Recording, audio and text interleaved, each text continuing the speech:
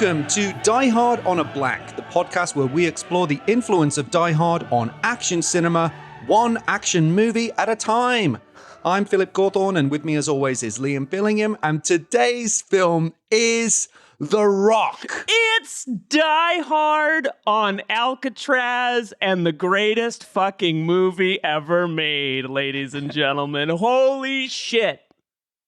I feel this is monumental, getting to this moment. It's huge, and because of that, because of the monumental impact of this movie, we had to get a very special guest. Would you like to introduce our special guest? Oh my goodness! Well, so first of all, this guest, it's Bilge Ebiri, ladies and gentlemen, from our buddy from Vulture and New York Mag, making his return to the podcast after doing True Lies. Bilge, welcome back. Very happy to be here. And I just remembered as you were saying this, we decided I was going to do The Rock years ago, right?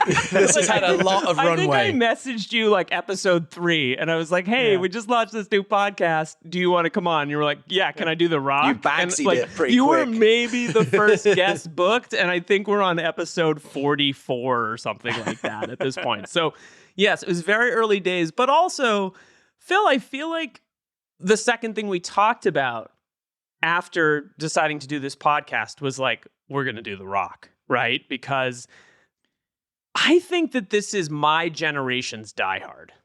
Yeah, I mean, I would say I'm really interested in Bilge's perspective on this, but I would say that The Rock is one of an elite group of films that I would say, of action films that could be considered as good, arguably better than Die Hard. I would put Hard Boiled in that category. I'd say Speed is in the conversation.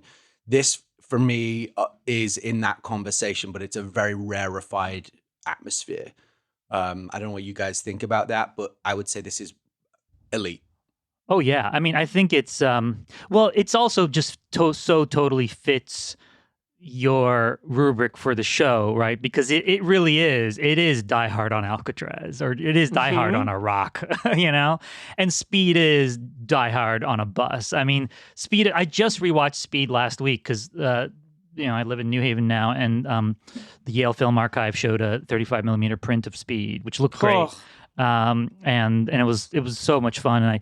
And I took my son to see it. This was his first time seeing it. And then the other night we watched The Rock, and I told him, we're going to watch The Rock. It's really good. It's an action movie. He's like, is it like Speed? And I'm like, yeah, it's like Speed. And then and it was very much I was very happy that he was excited about it, and he loved it, of course. But there was a part of me that was also very sort of rueful about having to say that. I was like, God damn it, we didn't know how good we had it. I was like, you got Speed, and then 2 years later you get The Rock, and in between you get all this other stuff. I mean, it's not like those are the only two. It's just in the movie that you did previously, True Lies, I would say is maybe just on the edge of that group as well. Of certainly one of the greatest action films of the era. It really was a.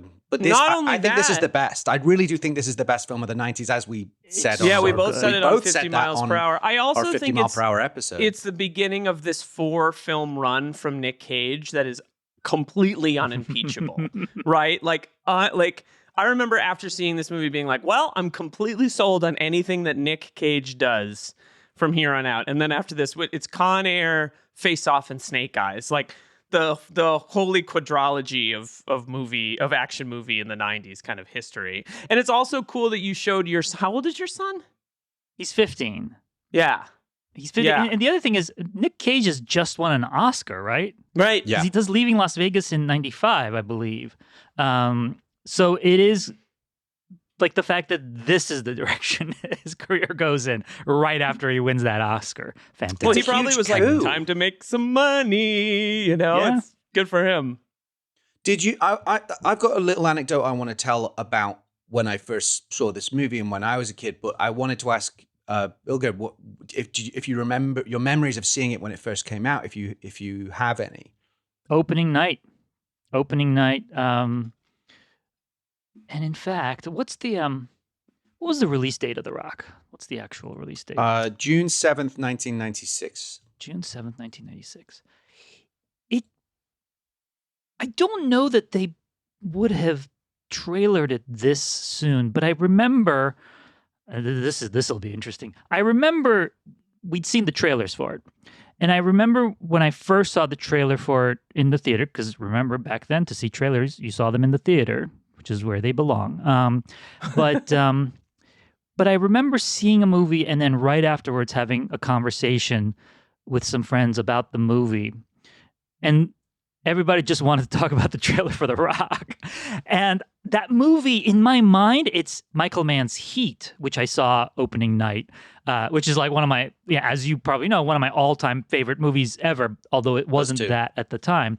And that came out like Christmas, December, 6 months sometime prior, around that. yeah. I don't know that they would have been, it might be a different movie that we saw, because I don't think they would have shown a trailer 6 months before. But in my mind, it's like I went to see Heat, and all we could talk about was the trailer for The Rock.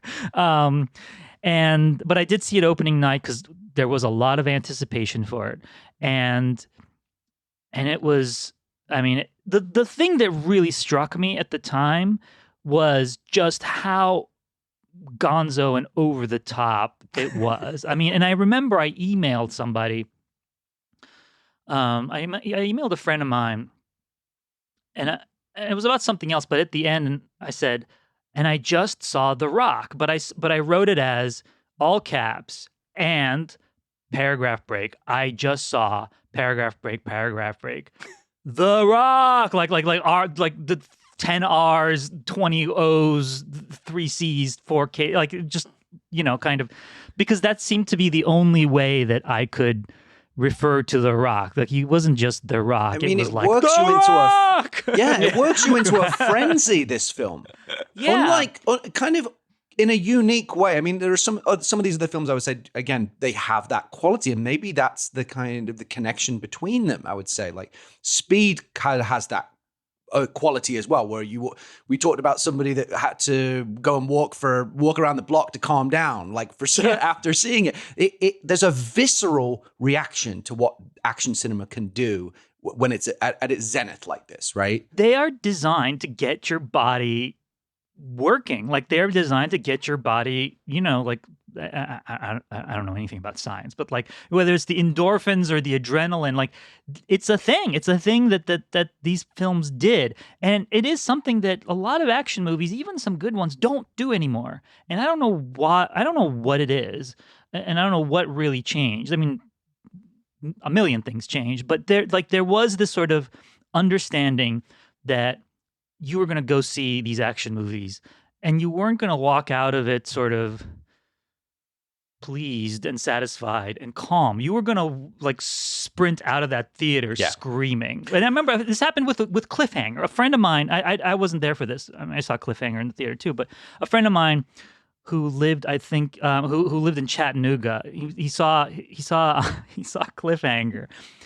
And afterwards, he said during the movie, there was this guy in the theater who was just like cheering on everything. Just like, yeah, fuck yeah, yeah. And then after the movie was over, he was standing there in the front of the screen just pointing at everybody. Yeah, now that's what I call a fucking movie. Like really, that really. was Like, me. Sorry about that. Yeah, it was me. I think you're actually describing me. The movie was over by this point. The movie was over by this point, but like, I mean, this person, I imagine, was just like a complete innocent, because that is kind of the feeling we all have when we watch some of these films. And obviously, Simpson, Bruckheimer were like the kings of this type of filmmaking. But I do think that's, when I think about my original reaction to The Rock, it was so over the top that there was also a certain element of like, I can't quite take this movie seriously. Like, I really enjoyed it. It's so much fun. I did have, and I still have like the car chase is like, why is there a car chase? I know why there's a car chase in the movie, but it rules. Because it rules, and also, frankly, if there wasn't a car chase in that movie, it would be like an hour before we had any kind of action scene. But it is like, I mean, they level half of San Francisco. What's the point of saving San Francisco? You already destroyed it. But I remember at the time I was like, this is so crazy that there's like a whole ass car chase before the plot even gets started. But because of kind of where action movies went after that, and where like Michael Bay movies went after that, now The Rock totally fits in. Like, it doesn't feel sort of almost out of place the way it did back then. Back then, it was kind of like, whoa, this is like out of control. What's going on here? That And was now the it's like, mood of the oh, times. Yeah, that was yeah, the but vibe also of it's those like days. it's also Excess. like the most restrained movie Michael Bay has made. So, Right. Most focused, perhaps, in some Yeah. ways. Yeah, like I think that's yeah, very and I remember true. when Armageddon came out like a couple of years later, and I was one of the few people who liked Armageddon at the time. I know Armageddon is considered a classic right now. It was not considered a classic back then. A lot of people were just like, "What the fuck is this? This is too much. It's totally Not this incoherent." guy. Not this. Yeah, no, I know, 16-year-old. but but I remember watching Armageddon and saying, you know what, I actually kind of enjoy just the sort of the sheer bravado with which this movie just throws everything at you. It wasn't like my favorite movie or anything like that, but I remember defending it to people, saying, no, you don't understand. This is like, yes, I know it's totally ridiculous, but that's kind of the point. But again, with The Rock, I did see it opening night, and then eventually, I don't think I bought the Laserdisc, because by that point, Laserdiscs were like not cool, but I did buy the Criterion DVD, and I mean, I've just watched it so many times over the years. It's like a yearly revisit, pretty much. And if anyone shows it theatrically, like the IFC Center occasionally would show it in New York, and I went to one of those. Thing. Yeah, I love just like a midnight, I think. And it is one of those Liam- movies. Every time you see it, you forget. Like, I mean, not that I ever forget how great The Rock is, but then every time I watch it, I'm like, I mean, it's not just great. Like, it's really great. It's spectacular. Transcendent. It's a transcendent action. It really movie. is. Yeah, that we've used that word a couple of times, but in this instance, it's undeniable.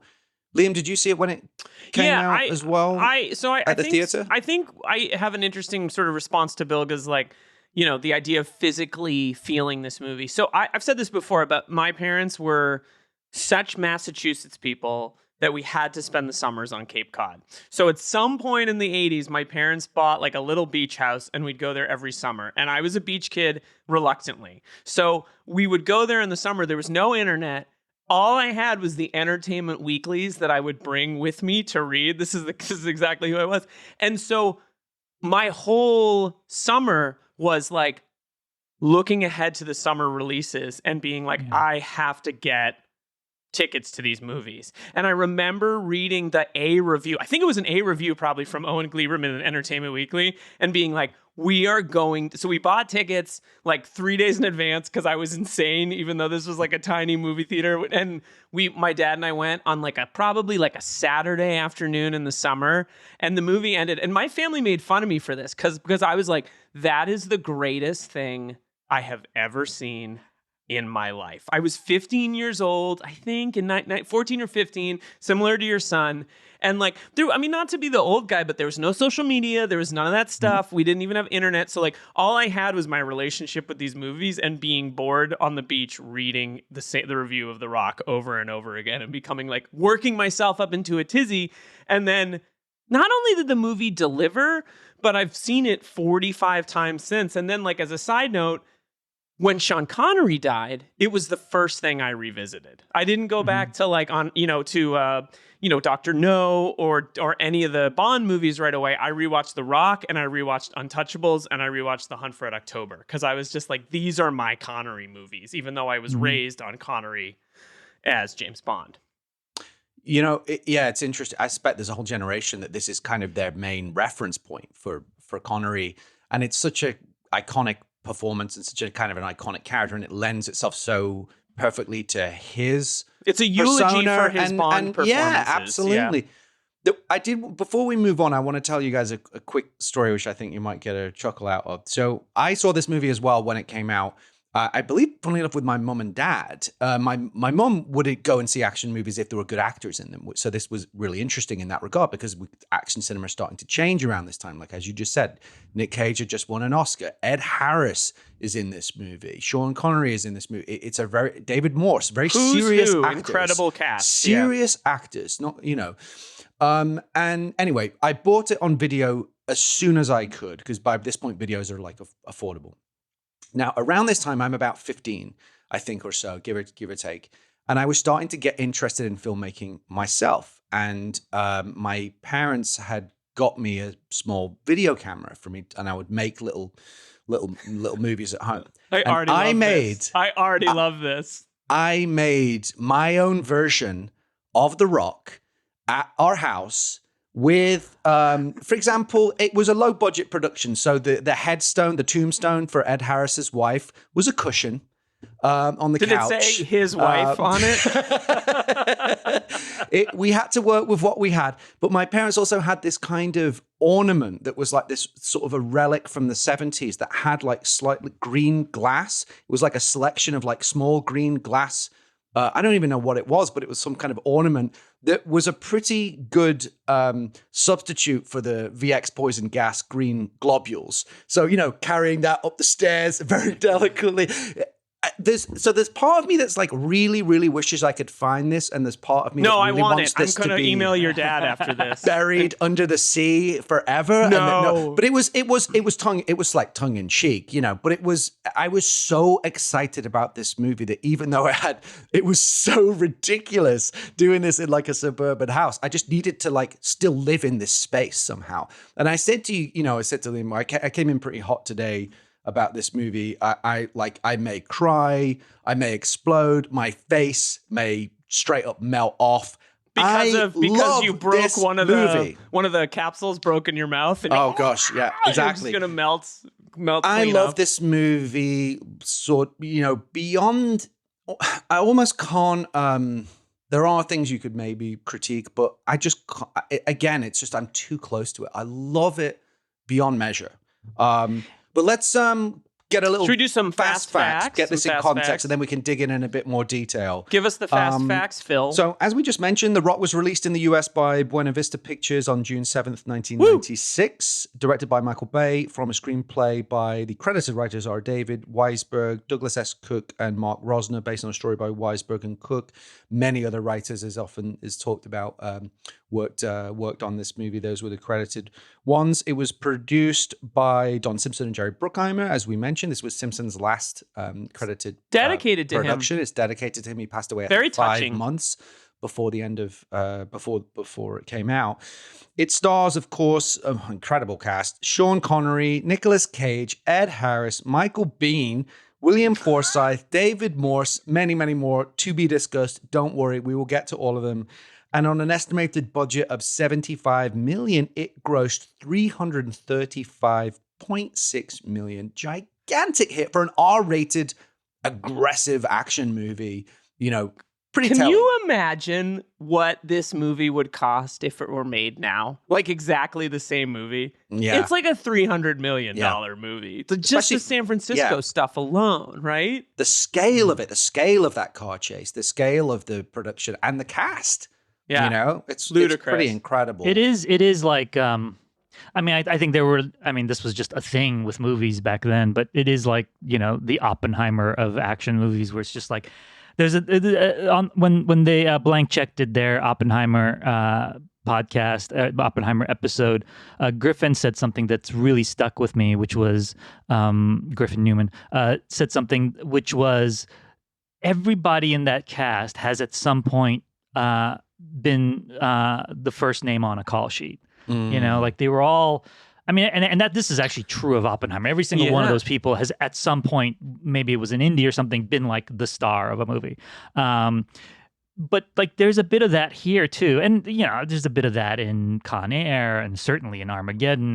But like there is that kind of, it's like full of that guys, right? And they're all people who like, once you see them, you're like, oh, that's like, I'm going to pay attention to like what that character says. Even if the character is mine. I mean, fucking Candyman is in this movie. Tony Todd is in this movie. I mean, and again, 10th build or something, you know? This brings us quite elegantly into our next section because that's another quality that I think it shares with Die Hard that you might not think about, which is that incredible ensemble, that deep bench where every character, even if they're in it for 30 seconds, is fun to spend time with. Both Die Hard and The Rock have that quality of this incredible cast with so many, no matter how small the part is, they're really fun. But well, we're going to move into our next section, which is called Die Hard DNA. where we actually You can bring break down fast fact info into the Die Hard microcosmic DNA. detail. This is a free Yeah, flowing throw it all in. exchange of ideas.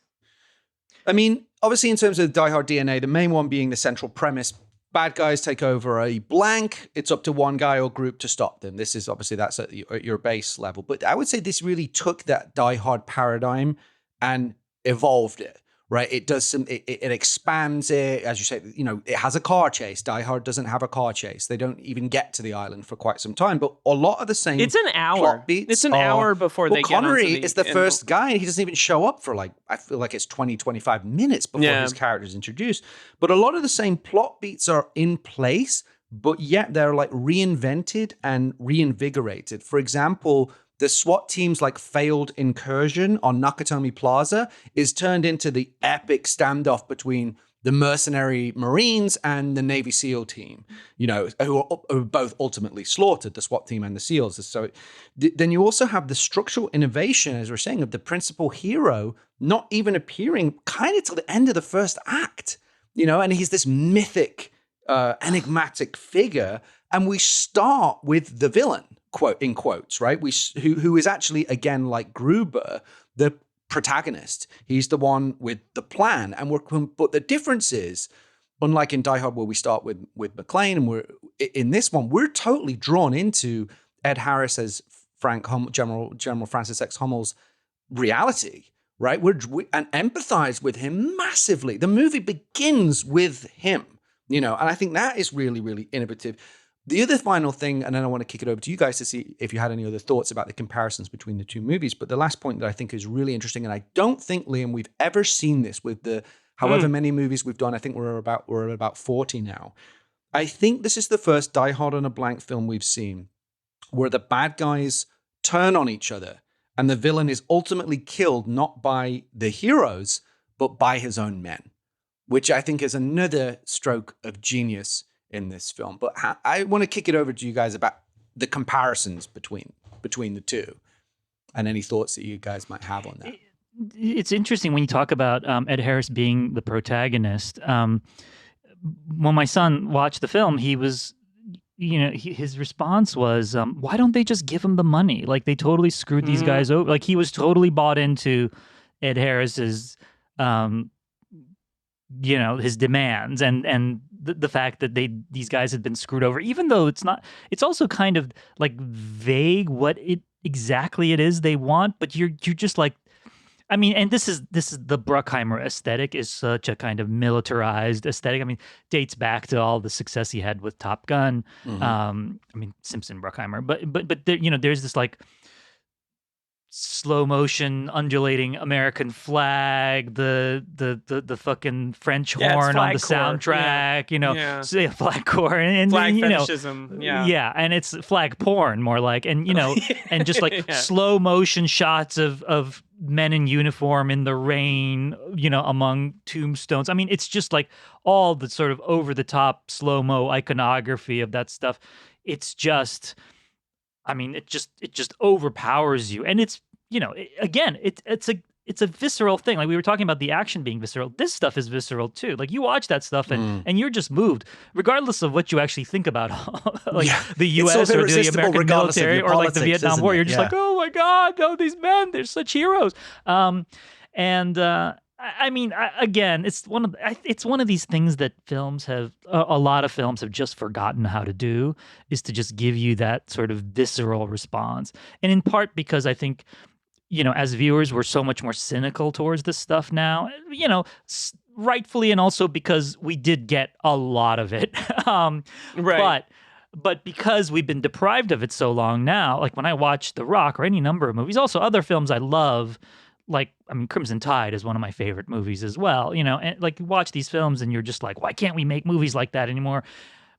There are many reasons for it, but one of the reasons for it is because they made a lot of movies like that. At some point, people are all right, stop, just stop with the slow motion American flags. We get it, but then, when you watch something like this, it just brings it all back and you're just so kind of, I get weepy when I watch The Rock too. It's pre 9/11 also. I think that you can't factor in like just the sort of difference of feeling when it was a little easier to reach some kind of consensus as it relates to like watching a big pre Forever Wars, because 9/11 there was consensus, but it's like post Iraq War there was exactly exactly. Well, I'm glad you guys are bringing this up because I want to dig into this in a bit more detail when we get into Anatomy of an Action Movie after this quick break.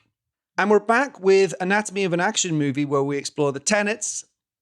We live in a Twilight world. You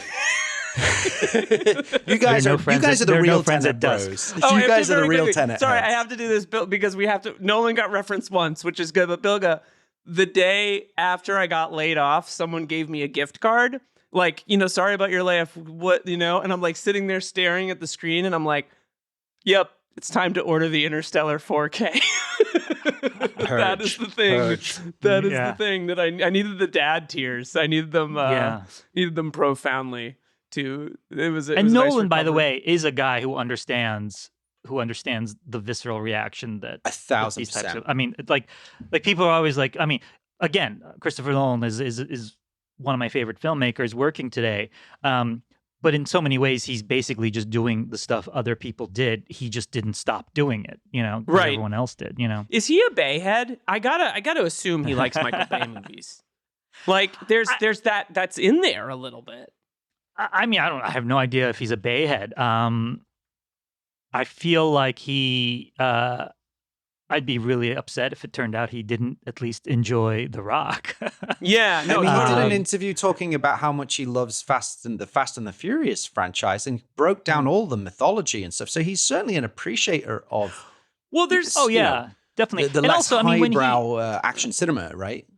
And arguably, really, the person that borrows most from Bay, though, is significantly lesser director in my estimation, is Zack Snyder. And Zack Snyder is someone that, I mean, Nolan, handpicked him for Superman. So that's a good point. I would imagine that they have, that he has some fondness for those movies. But, it's funny though, because those styles, I mean, again, Nolan is doing a lot of the stuff that these films did. But one thing Nolan never does, or almost never does, is he never does slow motion. The only time he's ever really done slow motion is in Inception, when the slow motion is very specifically narratively driven because the things are happening at different speeds in different timelines. But he doesn't do slow motion.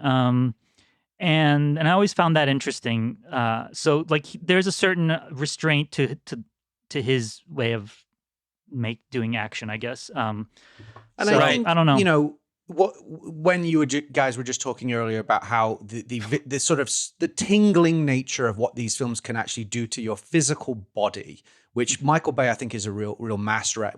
He's one of the most kinetic filmmakers, I think, especially when the editing is really, really kicking in, and just the combination of mise en scene and music and all of that sort of stuff. But the two films I think of recently that did have that quality to say that this isn't dead, although this was the golden era of it, are Ambulance, directed by Michael Bay, and Tenet, which I think has that similar quality of just you get so caught up in the excitement of the experience of the movie. But I think what Nolan also does is he can stimulate the intellect at the same time as kind of stimulating the body, as it were. Yeah, well, he writes his own films, and he's very, very. I mean, he writes or co-writes his own films, and he's very, very keen on structure and screenplay. I mean, everything in his films is like scripted out beforehand. He's obviously a very smart guy and cares a lot about like story dynamics. I don't ever want Michael Bay to write any of his screenplays. Like that's not a thing I expect him or want him to do. Well, I think it's interesting, that you referenced before we took our break, Bilge, Crimson Tide, because I was talking to someone recently, and for them, they were like, Crimson Tide is, in this person's opinion, the last good Don Simpson, Jerry Bruckheimer movie, which I don't agree with. No, at all. Not at all. But absolutely not. But it's arguably the first good one. yeah. Well, but I will say that The shower sequence that I know we're going to talk about feels like it was pulled right out of Crimson Tide in terms of like two men with conviction talking about the nuances. Like Michael Biehn is incredible in this scene. He's like, God knows I agree with you, but you know I can't give that order. Like it feels like they've taken Crimson Tide, like the moral quandary of that movie, and pushed it to a whole new level. So when we talk about this movie in terms of action movie history, we'll get into this, I'm sure, but you can feel the like intelligence and complexity of Crimson Tide, which is essentially a chamber drama, you know, on a massive canvas directed by the genius of genius action filmmakers.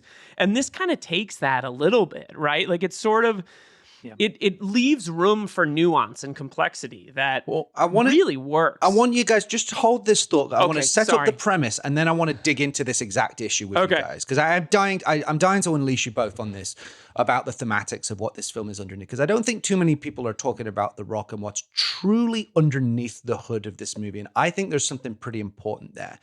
But before we get into that, I just want to tee up the premise. Okay. Which is our first tenet of Anatomy of an Action movie. So the premise is when a group of highly trained Marines led by decorated General Francis X. Hummel, Ed Harris, take over Alcatraz and threaten to launch VX poison gas missiles at mainland San Francisco, the government are forced to turn to two unlikely heroes. Eccentric FBI chemical weapons specialist Stanley Goodspeed, Nicolas Cage, and enigmatic prisoner John Patrick Mason, Sean Connery, the only man to have ever escaped from this legendary penitentiary. And the ticking clock is, can Mason and Goodspeed seize control of the VX poison gas missiles before the soldiers launch them at San Francisco and decimate the civilian population, including Goodspeed's pregnant girlfriend Carla and Mason's estranged daughter Jade. So now we've got that out of the way. I just I want to ask you guys, rehearing what happens in this movie. Like I'm literally goosebumping. Here's what I want to ask you guys, and then just really just open the doors, blow the doors off here, right? What's this film about thematically?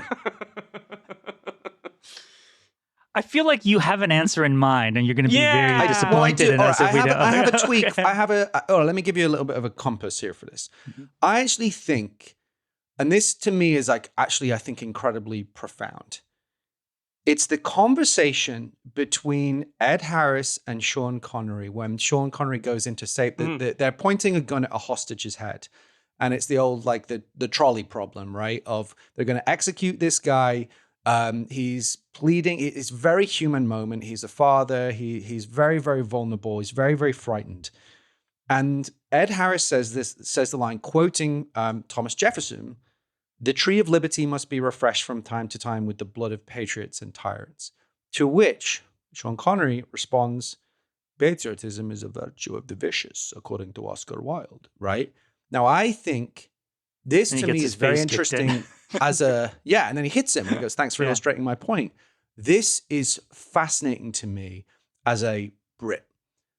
It's a Brit, Scottish character, born in Glasgow, worked for Her Majesty's SAS, right? The character's background, versus a hardcore United States Marine general exploring different notions of patriotism.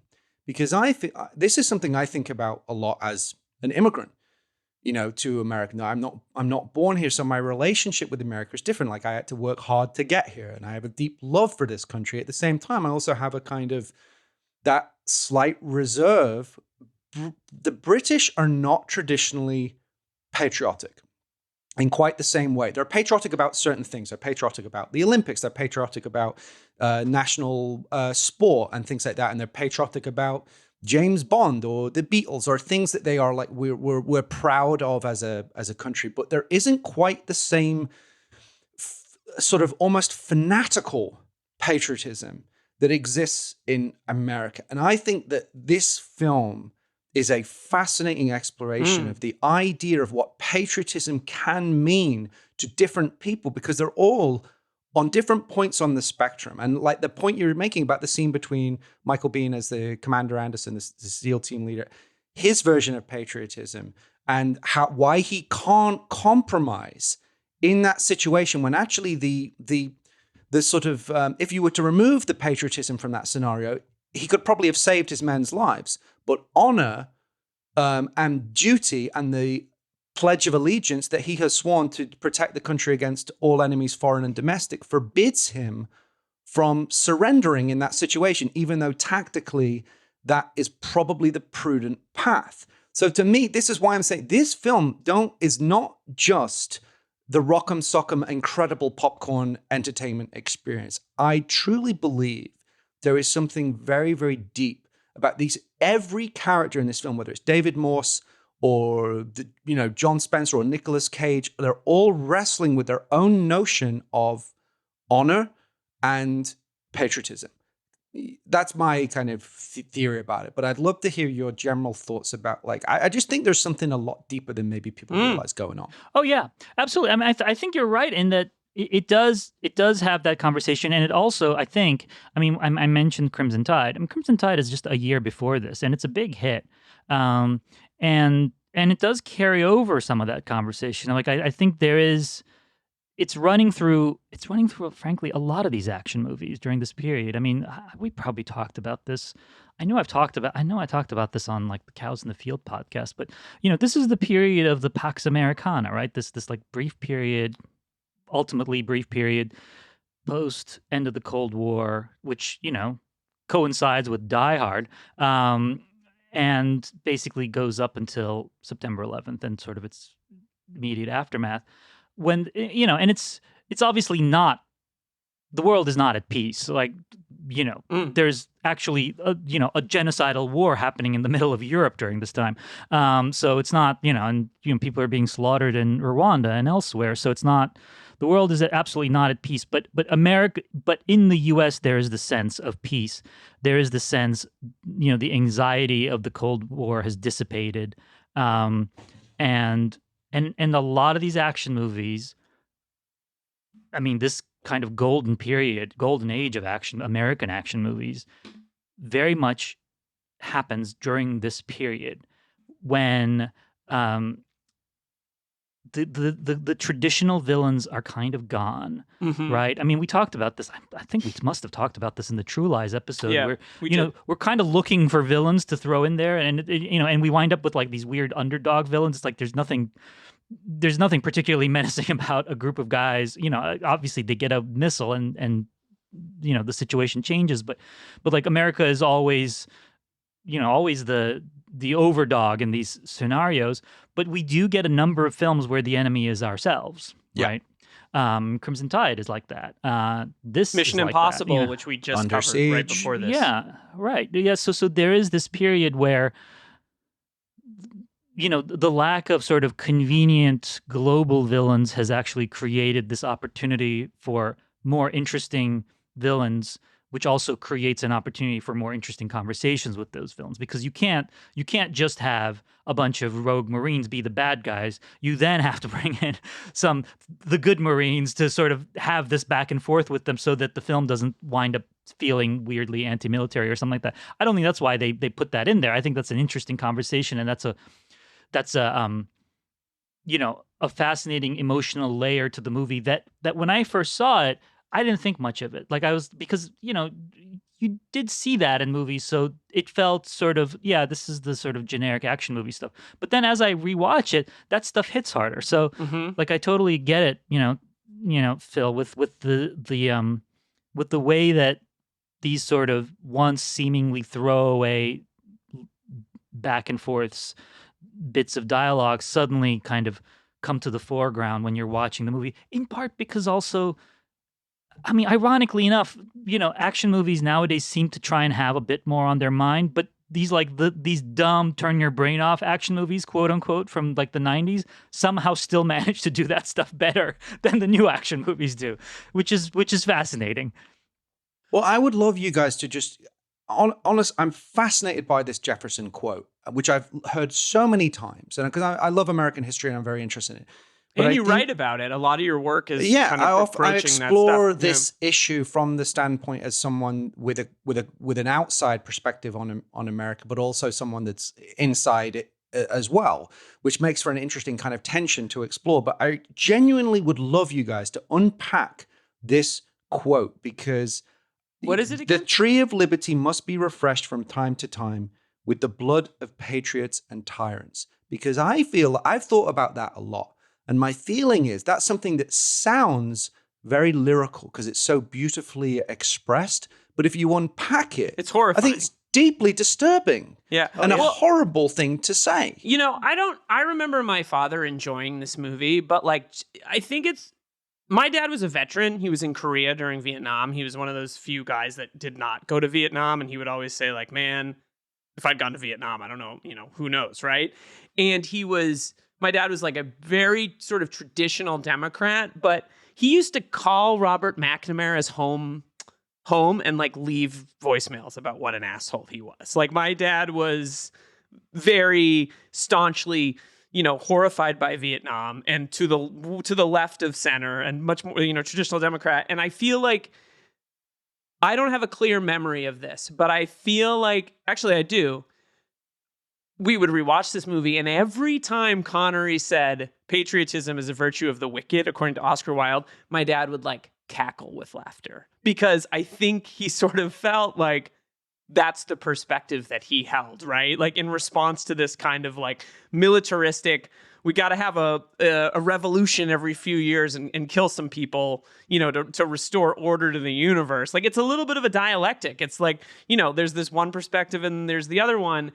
And to me, it's, growing up when I did in the 90s with Clinton Democrat parents that were slightly left of that, like, I think if we were to ever have had a debate about it, I think my father would have fallen on the side of Connery's character in this movie, that this kind of like unblinking commitment to an ideal that like America is complicated. And here's my point about that, which I think is another slept on interpretation of the movie.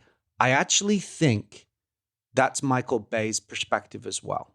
Because while Michael Bay gets such a rap as like, and it's all fair, right? Jingoism, military fetishization, all of that stuff is absolutely, I think, is fair and undeniable. Boys with toys, yeah, totally. But that is the film's philosophy, is what Connery is saying, is that actually patriotism is a virtue of the vicious. And I think there's something quite interesting about how Michael Bay is actually, I think, and this is, again, a sort of a diehard comparison, pro-soldier, anti-institution. He loves all the toys, don't get me wrong. He loves all of that, and it's sort of irresistible. But I actually think if you look at a lot of his work, and this one in particular, they're about the institution being either at best amoral, at worst rampantly evil. I think it's really telling that, like, the second they... Hummel makes his demands and he lays out publicly to all of those generals and all those guys, like, this is what you've done, and there is a slush fund for this account, and you've let all of these men die and screwed over their families doing black operations, and he airs the dirty laundry in public. The second they've done that, all the government authority figures instantly begin lying, deceiving, cheating. Tell them something, make something up. The cheating, screwing people over. The John Spencer character, the FBI director, Womack, is like a rampant liar, to Connery. He's the dick of the movie. Yeah, totally. I think Bay hates government to some extent and hates the institutions, but cares deeply about the individual soldier. And I think that's also very true in Ambulance, which begins with the character of the veteran that can't get his healthcare. The whole reason the heist happens and he goes on it is because the veteran can't get his healthcare. He cares a lot about how this system screws over these guys. And I think there's a very interesting dialogue about the idea of the collective versus the individual in his films, and in this one in particular. I just think to me, that's very interesting. I agree. It's interesting, and I should say, I mean, I'm coming at this from the point of view of an outsider, insider as well. I was born out of the country. I came to the U.S. when I was 7, so I definitely very much bought into the idea of America. Still do, by the way. I have an American flag flying outside my house, but. But I was also raised by, I was raised by communists, and and I was not, I was not a big action movie person as a Right. kid. I kind of came to them a little bit later. I think we probably talked about this a little bit. And but I will say that I enjoy Michael Bay's films even when I hate them. And I think there's a lot of interesting stuff going on in his films. I would never try to actually try and tease out any kind of coherent political ideology out of his movies.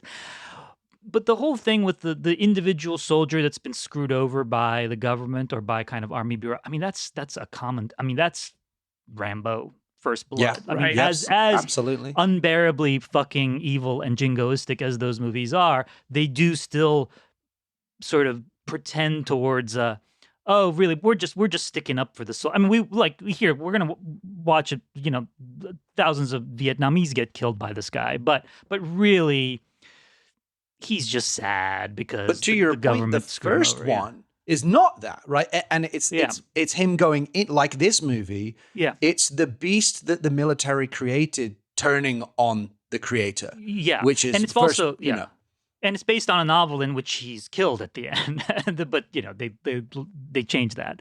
And no, and I think that's all valid in those movies too. Like it's not like I think that's. I mean, there was always this understanding. Yes, we're watching an action movie. We're going to watch a bunch of people get killed and blown up, but really, there has to be some kind of emotional through line so that to one explain what's happening to our hero to sort of justify what he's doing. He's not going to just go and start killing people. Like there has to be a reason why he's like so unhinged. And I think The Rock, like a lot of Bruckheimer films and Bay films, they don't just pay lip service to this stuff. They go all in on it. They will give you scenes after scene after scene of people talking about this stuff, because that's part of the special sauce of their of the filmmaking. Like they commit on every level. They commit, and I think that's also why, Phil, when you asked what do you think this movie's about, the thing that I keep thinking is, at any given moment, this movie's about something else. Yes, true. Right, but that's Yeah, part it of its moves around, beauty yeah. because they did. I mean, look, we have 3 credited screenwriters. All sorts of people worked on this movie. I think Joss Whedon worked on it. I know Tarantino worked on it, and Yeah, he it also was worked on Sorkin. Crimson Tide. There's so many little bits when I'm like, where I can be like, well, was this in the original script or what? But they bring all these voices in. They do all, they have all these people do polishes. And this is also, I mean, the 90s is also the golden age of like the well-paid screenwriter, right? As well as the well-paid script doctor. So, I mean, these people are like, they are bringing, their top men, to quote another action movie. The top men are being brought in to do draft after draft after polish after polish. And at each stage, some new dimensionality gets added to it, whether it's, did David Morse's character have all those great lines in the first draft of this movie? Probably not. Like somewhere along the way, somebody added that. They fleshed out these characters. They fleshed out the individual characters. They honed the comedy. I mean, they did all this stuff. And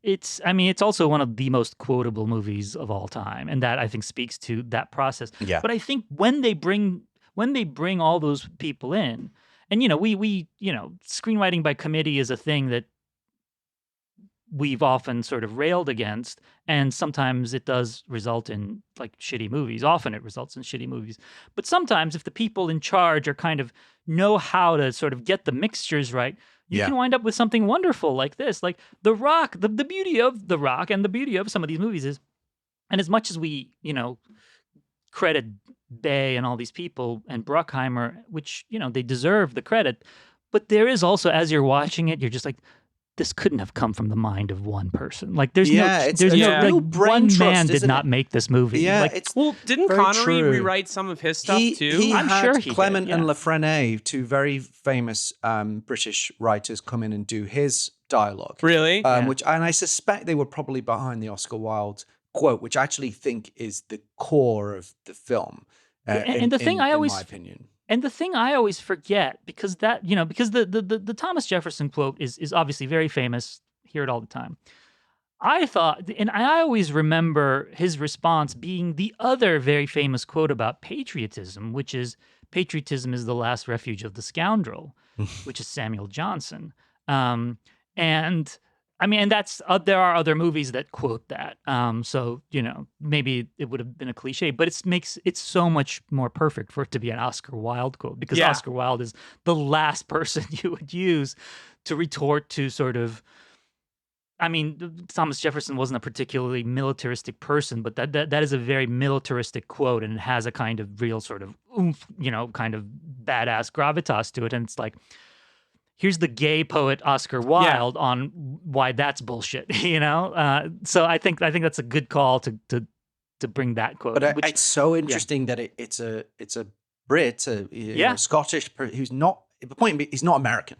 Right. So he has a different point of view. He's been a diligent servant of his own government, but recognizes that at some point, patriotism can send you down the path that Michael Biehn goes and down the path that Ed Harris goes. And it's ultimately a road to the bloodbath where that tree of liberty is refreshed, but it's also bathed in blood of patriots, tyrants, and every other person that happens to be in the vicinity. Like Danny Nucci. Like this, just little 19-year-old kid who who runs up to save the day, and Nicolas Cage is like, "Don't go, don't do it." Professional cinematic dead meat, Danny Nucci. Oh yeah, bless him. He's suffered horribly in this. And encourage him to retake an impenetrable fortress. It's one of the great. It's so good. He's great. Shep. But to your point, just to move things along, about you said there that this film is about multiple things, and I think one of the other things that it's about, as well as patriotism, honor. And the other big one is friendship. So I want to talk about the relation, the two heroes of this movie, because this is another great thing about another innovation. Die Hard has essentially one fundamental hero in John McClane being the figurehead. This has two.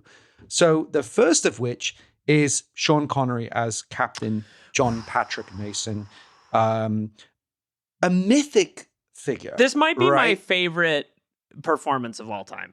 I know that's crazy to say, but I'm just so maybe it's because I also think the other thing that this movie is about action movie history, right? Because you have the guy who played James Bond, really besides David Niven, in the first real James Bond kind of, and builds this franchise and kind of comes back. It's 15 years since Never Say Never Again, where he kind of comes back and you're like, what is this? Is like a weird James Bond movie.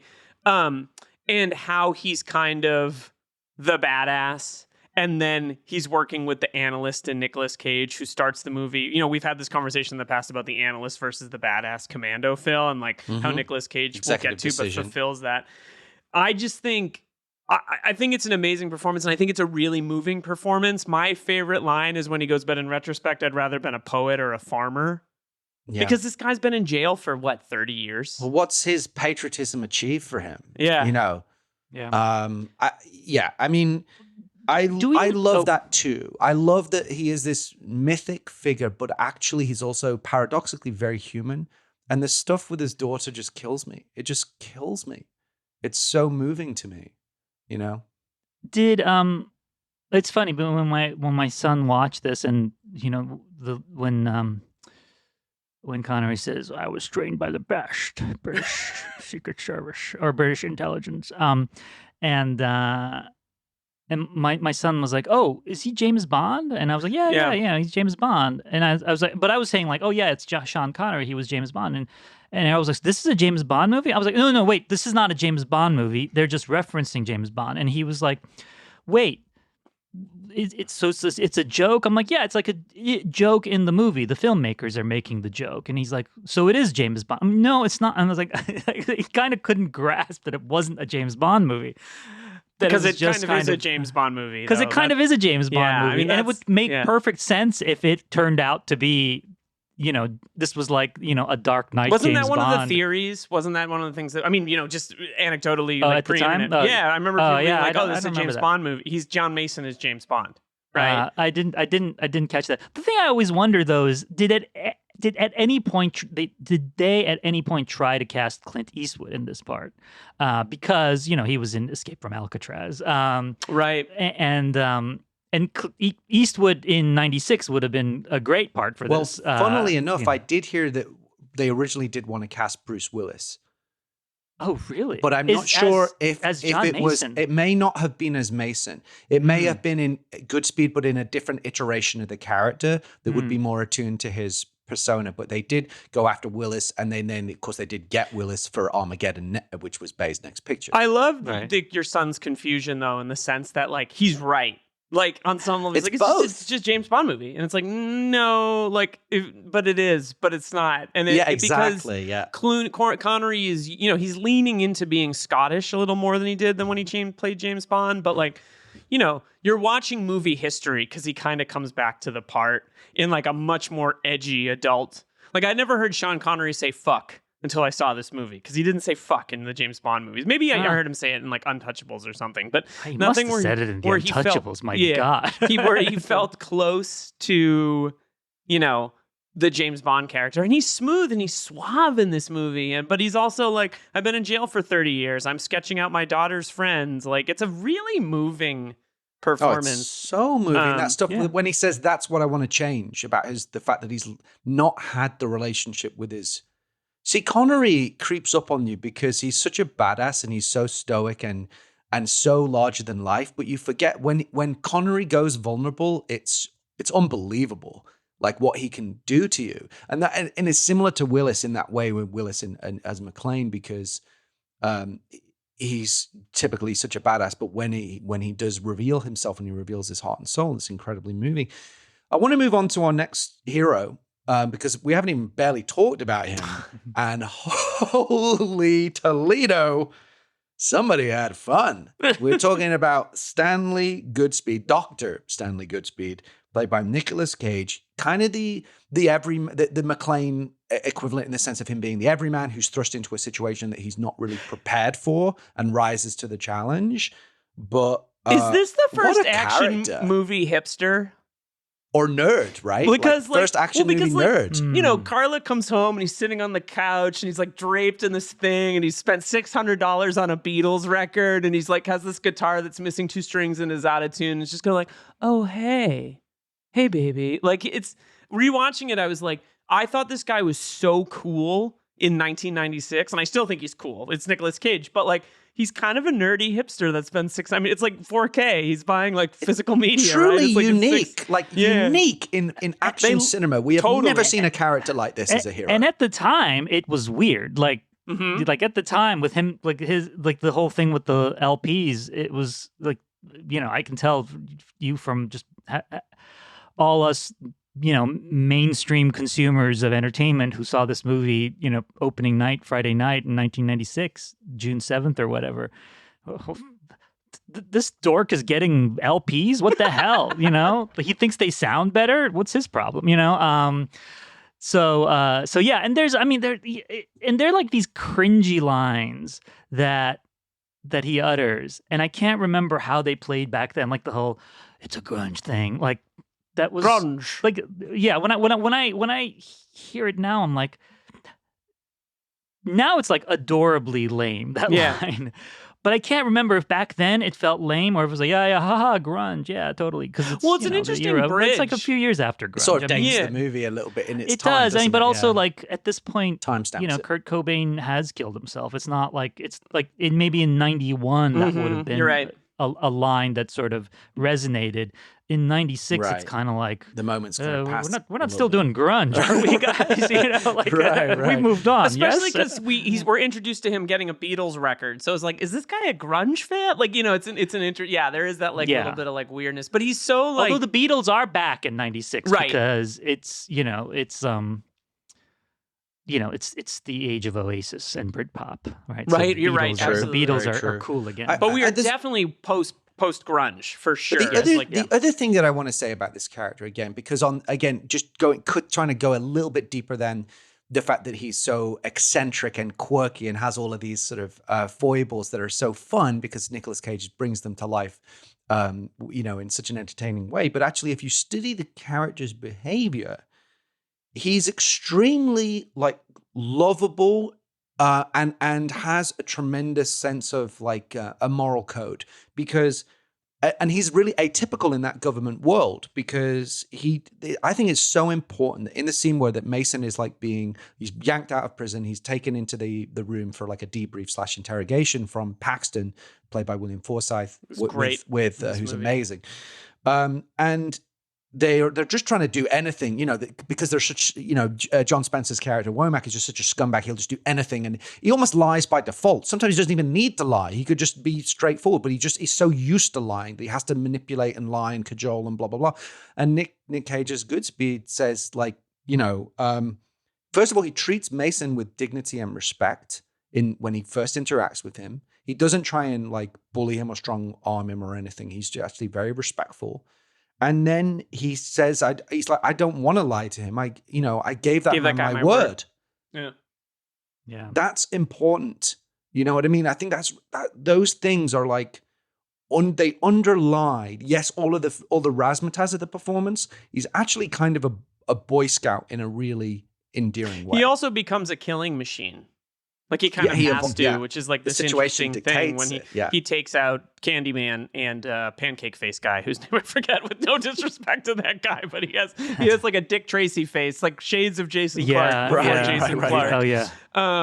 But he kind of becomes like a murderer, And he becomes, the thing about it is that this is why I would not call him a hipster necessarily, although yes, he is a bit of a hipster. But he's never not sincere. Like there's an underlying just honesty. Sweet. I don't want to go hipster bashing. Like hipsters are actually, in the original definition, hipsters are awesome. Hipsters I love cool hipsters. To be clear, yeah. But later hipster became sort of this after this movie for sure. Yeah, like a term that you use to describe someone who's not genuine and who just follows the crowd, which is not a hipster. In 08 kind of thing. Yeah, that's not what a hipster. Yeah, that's not what a hipster was. Like hipster was. I mean, the original term for the hipster was like the Soviet Union, like all the young jazz fans and stuff like that. People who would like go to prison for their tastes. But he is so himself and not worried about how he seems to people. That you buy this layer of this. I mean, it's not even a layer. He is relentlessly honest and sincere and authentic. That's the word I'm looking for.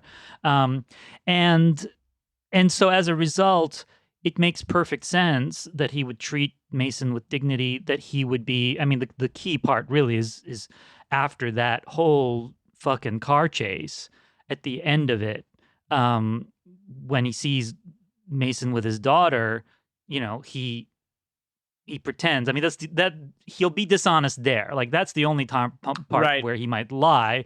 I mean, it's not even really a lie, but he changes his tune. And as much as I find the car chase to be kind of just like, what is it doing here?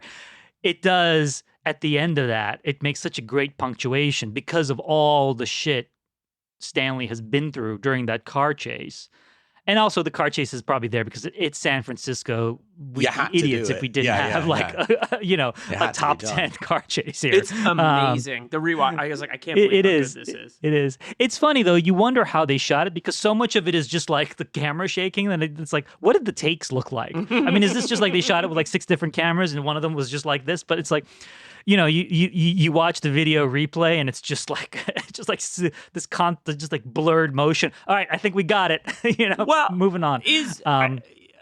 You bring up that scene, and I sometimes wonder: is Nicolas Cage or Stanley Goodspeed like a facsimile for Michael Bay? Because something happens at the end of this scene that I said earlier is Michael Bay's kind of like macho poetry, which is like all of these cop cars descend on this like little fountain, and all these guys comes up with guns, and Nicolas Cage is like, he's helping us resolve a dangerous situation. And his daughter's Claire Filani, who's great, goes like, he is? And he's like, yeah, he is. Well, God, gee whiz, John, I guess we should get going. And they start to walk away. And it cuts to the shot of Claire Forlani in that typical Bay, like, tilts, the camera's tilted up. And she just sort of like glides out of frame. And I had this first reaction where I was like, this is absurd. Like, she would see all these guys with guns. She would see this situation and she would be like, he's not helping them. They're like literally chasing him down because he destroyed half of the city.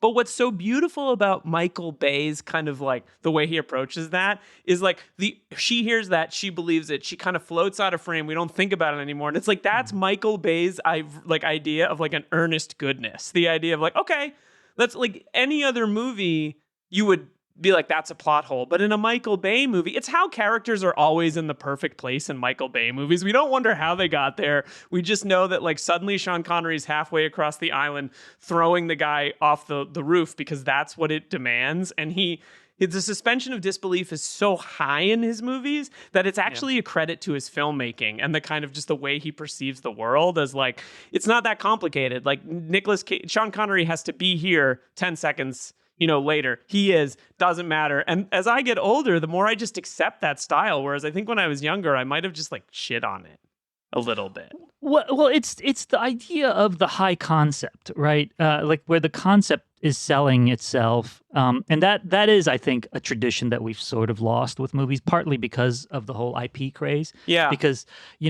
I mean, it used to be, and so many of these films are like this. And, you had comedies that were like this too, but it's like the high concept is, I mean, it's the elevator pitch, right? Right. One sentence or less, 25 words or less. Tell me the concept. And it's Die Hard and Alcatraz. Like, boom. Yeah, but like you tell me the concept and I can see the trailer, right? And the trailer will sell the movie. And that was, that was the other thing, because I was talking about how excited we were for this movie. We weren't excited for the movie because it was a Michael Bay movie. We didn't give a shit who he was. He made one, he'd made Bad Boys. That's good movie. Good movie, but like we weren't like, oh my God, what's going to happen with the Bad Boys guy? Because Bad Boys, the aesthetic was Simpson Bruckheimer, right? It's Nicolas Cage in an action movie, which is like, okay. I mean, we like Nicolas Cage. Sean Connery, yes, we like Sean, but it's like the concept. It's like, here's this dork from the FBI. They have to break back into Alcatraz, and the only person that can do it is the guy who escaped Alcatraz, who's in prison, who's played by Sean Connery. Who might they have be to James bring him Bond. Who might be, but they're gonna bring him out of. But this is the trailer. It's like they're bringing this guy with like hair down to his knees out of solitary confinement, where he's been for the past however many decades, to break fucking Nicolas Cage back into Alcatraz. And that's, you see that in a trailer and you're just like, I'm in. Yeah. Like totally. I mean, that's the dumbest idea ever, and I'm totally in. 100%. And at that point, it's kind of like nobody gives a shit about plausibility anymore. You're Like, absolutely why are there these giant burning furnaces under Alcatraz? Because right? it's and why cool. is there right? And why is there? First of all, why are they still working? Alcatraz doesn't like function anymore. And why is there a door that opens from the inside? Right. Well, famously like they go into the prison through a door that opens from the inside. This Like, famous he has to story go in about so the he can open it Armageddon from the commentary, inside. right? And how Ben Affleck says, Oh, it's amazing. Yeah. So Michael, why can't the Why the can't astronauts the be trained astronauts to become do drillers? the mining Yeah. instead of? And he just says, "Shut the fuck up, Ben." Yeah. But that's it. That's what sold Armageddon. It's like, the drillers have to It go to doesn't space with the matter. astronauts. But I would submit to you, while you can enjoy this suspension to leave of the concept, if you don't care about or even truly love the characters, then that shit falls apart. Oh, yeah, But yeah. if you love the characters as much as you do when Michael Bay stuff really works, like as in this movie and Bad Boys, I think to some extent, and several others, and Armageddon, and you love the relationships, then you accept all of the other shit because you're the right. heart is pure and strong and beating. I want to talk about the next and move on to our God, we have other so much to cover. major. Good- we have a good lot to cover, so we Lord. do need to pick up the Good pace Lord. because Poor Bilge's a Bilge. busy He's man. Like, Let's talk about the villain of this piece, because Ed Harris as General Francis X. Hummel, is this the greatest action movie villain performance / character of all time? Let's just start there. No. The answer to your question is John Malkovich in The Line of Fire. But this might be number 2. I'd say it's more of a thriller. I call it a thriller. To split hairs a little bit, because I totally agree. That is. I think I was Oscar nominated, wasn't it? Potentially, that was an incredible performance. Yeah. No, I've had that conversation with people as to whether In the Line of Fire is an action movie. Now I would lean on the side of action. But it's a back banger. then, I think That's what it is. It's a banger. Let's be clear, it's a total one of the banger. great films of the '90s. Mhm. But it is. But look, these characters are all in that same vein. I mean, you don't get Dennis Hopper in Speed without John Malkovich in The Line of Fire. The same concept. I mean, guy who basically another got disillusioned screwed patriot. over. You're right. Yeah. Right, and got screwed over by his government or by his police force or whatever, and wants retribution. Although Dennis Hopper wants money, but it is kind of very much somebody from the inside who knows how everything works and can have conversations with our hero about, did they ask you this? Did they ask you that? Did they do this? Because he knows all the standing operating procedure. And of course, you get Ed Harris. Not that Ed Harris needs those characters to exist here, but there is very much a through line of people that were screwed over by the superstructure, who then turn around and screw us back. So anyway, but Ed Harris is fantastic. He's one of my favorite actors. He's so good here. He's amazing in this movie, and I think that the biggest thing he has is conviction. He comes into it with this sense of gravitas and conviction, and you believe him. And the movie's thesis statement is his, right? The movie opens, like you said, Phil, with him being no, nothing was paid to their families. This is inexcusable, right? And he goes and he talks to his wife. He does what the hero does, right? And what's so powerful about it is that you see him struggling. He's not going to kill a bunch of civilians. And if you're kind of wise to it, you know it from the beginning. And I would say that I think there's a universe, I keep talking about it, where my dad would probably think this is a dumb movie, but I think the Ed Harris element of it really for guys who were in the military during Vietnam, there's a certain thing to that's unshakable. Bean has that line where he's next to maybe the greatest general in Vietnam, and it's Goosebump City if you have some relationship to that time, or you've read about it, or your dad lived through it, or whatever the case is, right? For better or worse, it sticks out, and he has such potency as the leader of men. But here's the other part of it that I think is so key. And this is what takes this to another level, it's two things. It's General Francis X. Hummel, the greatest battalion commander of the Vietnam War. I shit you not. Yeah, it's amazing. And it's Frank. Right. It's just a guy whose armor is stripped away towards the end of the movie and says, "Dear God, what have I done?" Who's a grieving widow. That's one of the things that's so amazing. Because Gruber, as we talked about, as the GOAT, right, as the gold standard of action movie villainy.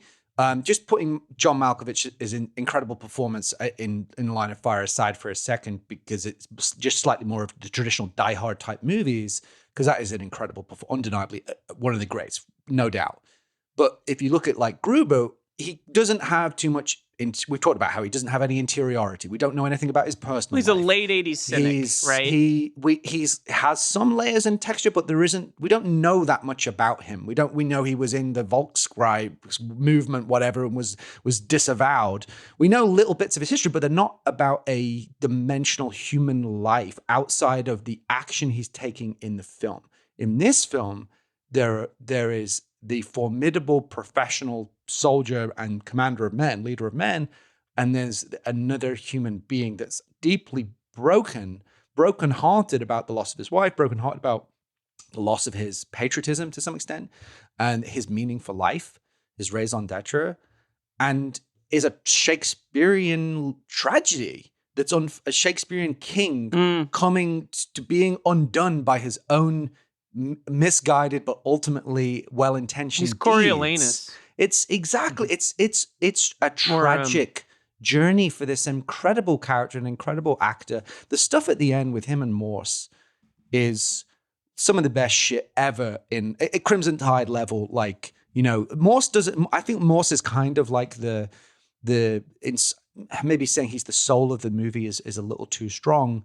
But something about his face, he has kind of a sad resting face, mournful, and their relationship. And when they finally get the scene together where it does get the armor is coming down and he calls him Frank instead of General. And he's, "Do it, Frank! We're coming loose." All of that stuff where it's the men, they're not just uniforms. They're actually human beings, Frank and Tom. That stuff is just and you could argue phenomenal. The real villains are Tony Todd and the guy who looks like a Dick Tracy villain. I feel really Gregory bad. Sporlater as Captain. He's Fry. great. They become the bad guys. John Hurd is also a villain, I think. John Spencer. Oh yeah. Sorry, John Spencer. John Spencer. As is Womack, the- yes, yeah. definitely. Yes. He's the worst. Symbolic of all of these venal institutions, yeah, and their propensity towards lying and deceit for no reason. And it's kind of the calculus of these types of movies that there has to be kind of a villain on both sides, right? Like the quote unquote good guys have to have their own villain, and the bad guys have to have their own villain. And they spend a lot of time in these debates, right, with John Spencer talking and being a piece of shit. Yeah, and it's the thing you were saying though about David Morse, because he's David Morse. I mean, he's just so perfectly cast here because David Morse is. I mean, he's played all types of characters over the years, but he does have that sort of very sort of kind, pleasant face that when he is Ed Harris's, like Ed Harris can go both ways, right? Ed Harris can be just like the most comically monstrous villain and also a total good guy. I mean, Ed Harris is Ed Harris. Like he can do any. I actually used to have this theory, I still do, that Ed Harris could literally play any character, and people would it was like a parlor game that I had with friends, which was like, name anybody, I will show you that Ed Harris can play them. And I would usually use, and my big thing was that he would have been a perfect Homer Simpson in a live action Simpsons movie.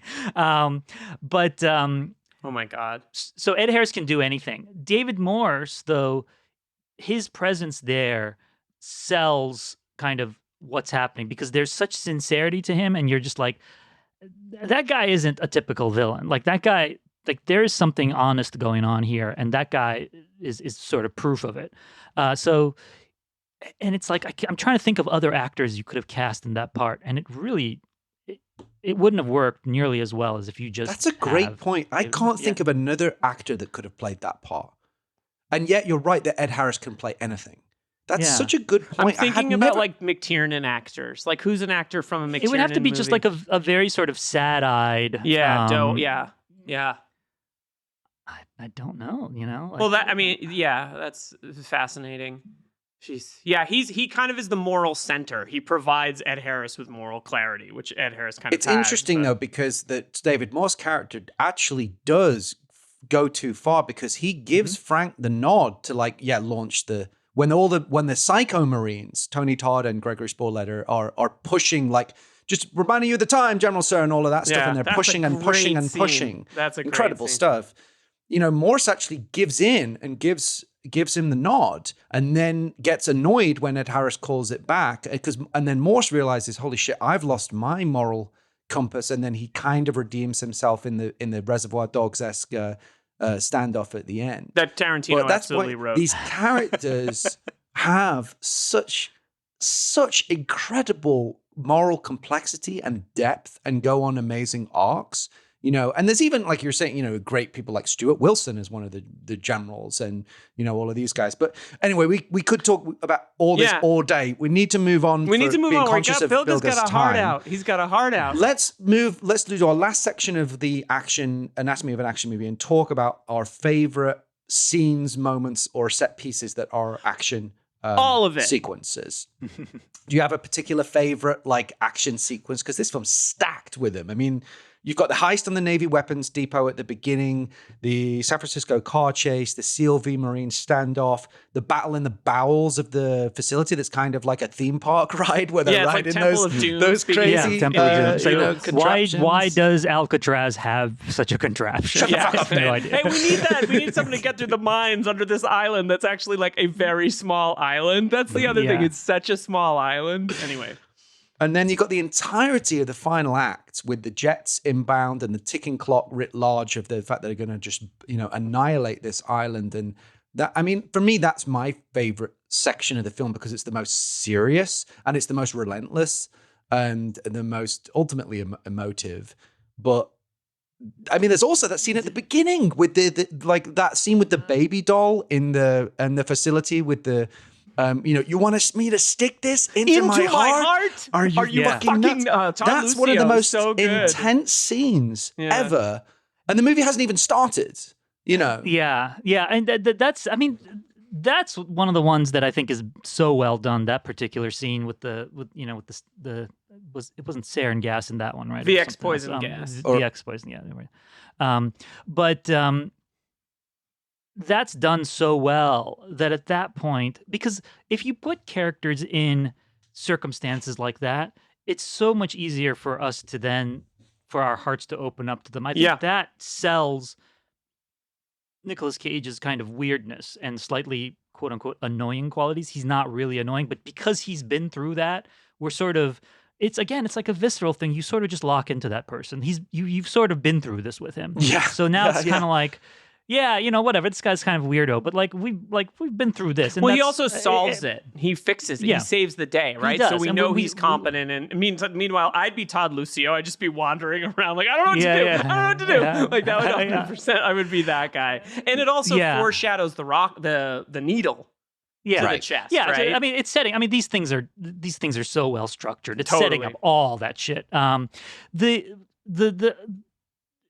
Despite the fact that I love this film so much and think it's one of the greatest movies ever made, it's not a movie though where I think back on action sequences and think, oh yeah, I love. It's not like I don't know. Fury Road would be a good example. Fury Road's like, oh, this sequence is the best. Yeah. No, wait, this sequence is. Oh no, wait, no, I love this one.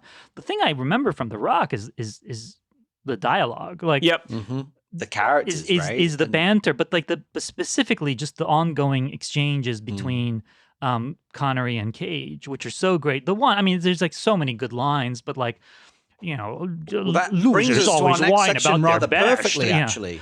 But I want to say, but the scene, the scene that I am always anticipating, and I was just like so excited for it. It's just so giddy and excited for this scene, is after after that giant fucking I don't know what it is lands on that guy and his feet are twitching and and Cage is trying to like do that. And so, I'm sorry, can you tell me, is that normal? The feet thing? The feet thing. What do you want me to do? Kill him again?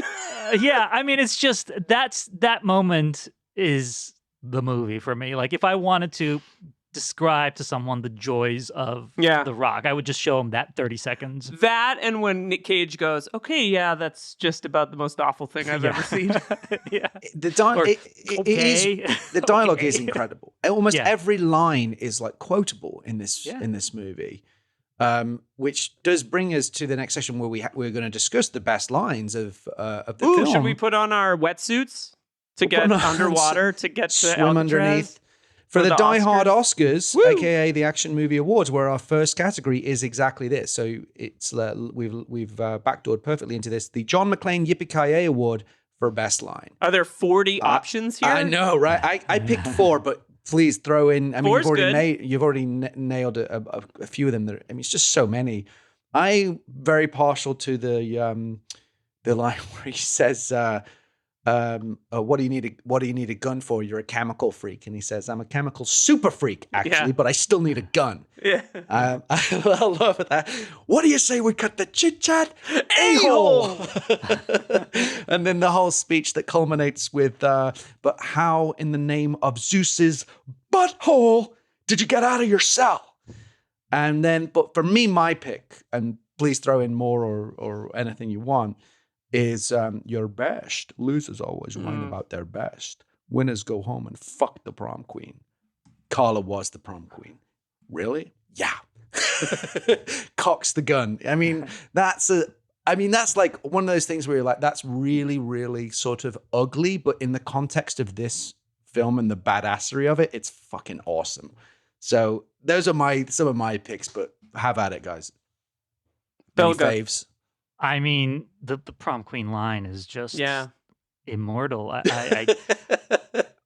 It would be the best line in any movie you put it in. You could put it in a Preston Sturges movie, and it would be the best. I mean, obviously, but it is. It's not just the best line in this movie. It's quite possibly the best line ever. Honorable mention to, I'll take pleasure in gutting you, boy. Like, I just can quote, what's wrong with these people, Mason? I love that little neurotic speech that Nicolas Cage has. There are, I will say, because of the movie and because of, how fondly I now, remember it, it's even the lines that at the time totally didn't work. like work for me now. It's like the whole Rocket Man thing. You know the song Elton John Rocket Man. You know, and it's like, what's it?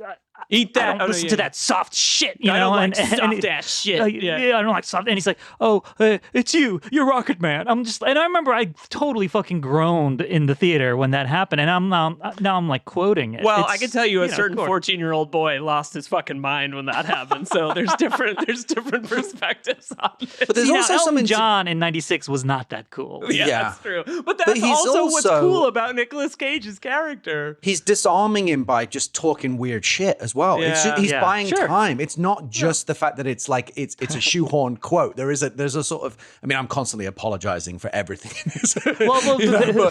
Phil, I love how like the sincerity with which you hold this movie is You're the so Stanley great. Goodspeed of this podcast. Because that's it. Because we're like, it's such a great line. You're like, but you don't understand. He's actually doing something. I have to justify everything because I can't live in a world where The Rock isn't perfect.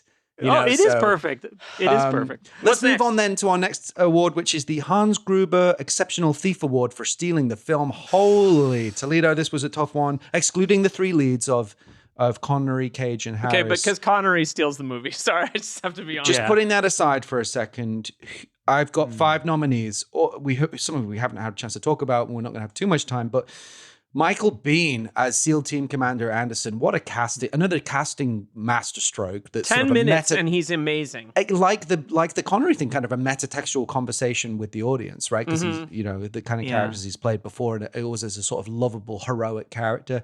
William Forsythe as FBI Chief Ernest Paxton. Kind of funny to think that him and Cage were in Raising Arizona together, playing completely different characters.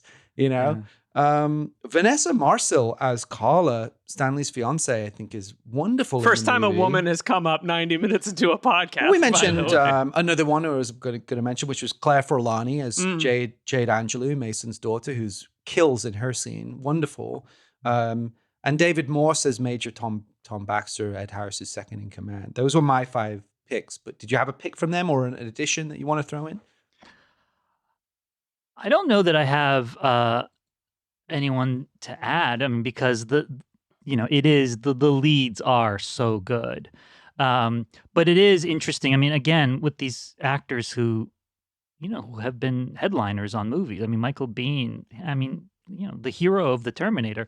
There's the whole other conversation to be had. It's and it's also possible you guys have had it about like the fact that Michael Biehn is like the man in the Terminator and Aliens, and then sort of slowly becomes less the man and more kind of like a 3rd, 4th, 5th build actor over the course of his career. Though he is a very good actor. Like it's not like he under-delivered in any of those movies. He always delivers just what it is. And I don't know if it was just, something similar, I guess, sort of happens to Bill Paxton, although Bill Paxton actually becomes kind of a bigger star, but does sort of more different things. And I don't know if Michael Biehn just was limited in certain ways, just didn't quite have the range. He doesn't, like, every time I see him, he's very good. I don't know what's going on. It is weird because he's like a very handsome, very tough guy. I feel like maybe some of it is that he didn't have a James Cameron in the second half the way that Paxton had James Cameron, right? And like, I hate to say it, but you can see Bill Paxton playing his character in Aliens and True Lies. I don't know that Michael Biehn is funny, and I don't mean that in a critical way at all, because he just doesn't necessarily have the range, but I think he's the pick for this movie because I agree. He's the shower scene is the best scene in the movie, in my opinion. And they're shouting at each other and you believe every word that comes out. He's what you need. You're so right. That's such a good point because you've never really seen him be, I can't think of him being funny, but what he is brilliant at is being earnest. And that's what that character needs to be. And that's what Kyle Reese is. Kyle Reese is kind of childlike innocent. In his he's the devotion soldier. to He's the guy. He's like the best guy there is. He plays those kind of characters so well. And while it is in a conversation with Kyle Reese and Hicks in Aliens, it's also like to get to go toe to toe with Ed Harrison in that situation and go to level 10. Yeah. And to be as good. That was in the spine tingling in the cinema. Yeah. Like you're like, what is going to happen? You're like, oh, fuck. this looks so bad for him, and you love him because you loved Kyle Reese and because you loved Hicks. So, anyway, he's my pick, even amongst an incredible, list of nominees. Next. Our next award is the Dick Thornburg Award for Dick of the Movie. Womack. It's not. It's John Spencer. It's John Spencer. I don't Took the words out of my Fuck mouth. that guy. But there's a few others, as well as John Spencer as FBI Director Womack. We've got Tony Todd as Captain Darrow. Is he the most evil character in the film? Potentially. The Candyman. John C. McGinley as Captain Hendricks. Shout out to him. I forgot McGinley is in this movie. That's how good this movie is. McGinley is in it, yeah. But here's one that you'll love, is that this is a classic, like the guy from Patriot Games. David Marshall Grant as White House Chief of Staff Hayden Sinclair. Okay, that's the fucking guy. Fuck that. Fuck that. Oh, I hate that guy. Yeah, it's him. Sorry, he's worse than Womack, in my opinion. I hate those little low-level government functionaries who are going to run for president someday and lose. Like, he's a little... Yeah, I hate him. Okay, sorry, I'm done. I hate that guy. Do you have a pick, Bilge? The Dick of the movie, I think it's got to be Tony Todd and that other guy. Yeah, Gregory whose name we keep Spooleder as Captain Fry is the other one. Yeah, hang on. I'm going to look him up and see what else he's done. That guy... Because he's so familiar looking. He's in True His Romance. Is incredible. He has a small part in True Romance as the guy that Christian Slater's talking to in the the diner where he's getting like sloppy burgers, and he tells him a story about Elvis. He's in Twister. Okay. He's also in Friends as the restaurant inspector that Phoebe dates, when he's actually very charming and light. Yeah, no, he's a good actor. He's great. This ferocious performance in this. It is sad though. It's like, just his career is just like True Romance, Burger Stand Customer, Fatal Instinct, Court Clerk, Renaissance Man, Private Melvin. This is probably his most famous performance, right? He's great in it. Yeah. Hopefully those Friends residuals are good. Skin and Bone, Haberdasher. All right. Then it goes, it's like Being John Malkovich, Drunk at Bar, G-Men from Hell, Cheetah Man. Wasn't really able to Deputy Chief, into... Sergeant Scott Galantine in Black Hawk Down, which... Oh, that's right. I remember that. Right. I remember him in Black Hawk Down. That's right. Yeah. Yeah. Talk about a good movie. Still a pretty good list of credits. Let's move on to our final thing, and then we'll move on to the last section of the show. Our last category is the best death. I don't know if it's presented by Marco. I don't know if he was available. I heard he might be stuck in traffic.